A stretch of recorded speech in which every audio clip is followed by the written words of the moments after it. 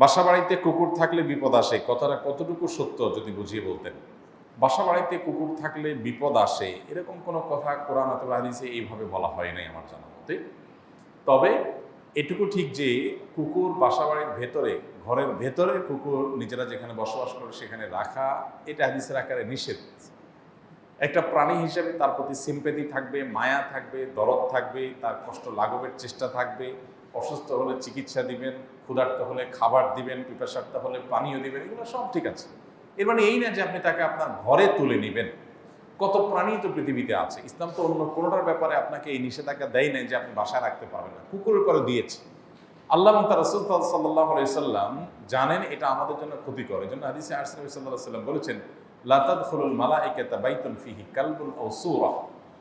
যেই ঘরে কুকুর থাকে অথবা কোনো প্রাণীর আকৃতি, ভাস্কর্য, মূর্তি, ছবি, প্রাণী এগুলো থাকে প্রকাশ্যে, সেখানে রহমতের ফেরেশতা প্রবেশ করে না।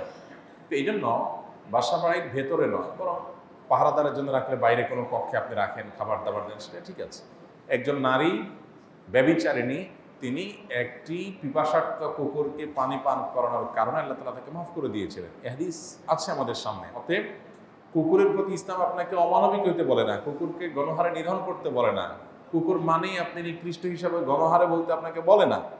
কিছু কিছু শয়তান কুকুরের আকৃতি ধারণ করে, কিন্তু এর মানে এই না যে সব কুকুর আপনি হত্যা করবেন বা সব কুকুরকে আপনি না খাইয়ে মারবেন বা কষ্ট দিবেন। এটা ইসলামে জায়েজ করে নাই। কোনো প্রাণীকে বিনা কারণে কষ্ট দিলে বরং আপনার গুনাহ হবে।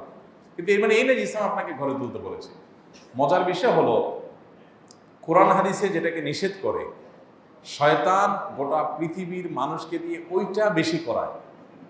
এই জন্য দেখবেন কুকুর ঘরবাড়িতে রাখার জন্য যত চেষ্টা গোটা পৃথিবীতে আছে, অন্য কোনো প্রাণীকে ঘরের বাড়িতে রাখার ব্যাপারে এই চেষ্টা নাই। কেন? অন্য আরও বহু প্রাণী আছে, সেগুলোকে এভাবে ট্রেনিং দিয়ে, প্রশিক্ষণ দিয়ে, বিভিন্নভাবে, বিড়াল আছে, কত প্রাণী আছে, সেগুলোকে মানুষ এতটা গোটা পৃথিবী জুড়ে সমাদর করে না যতটা সমাদর করে কাকে?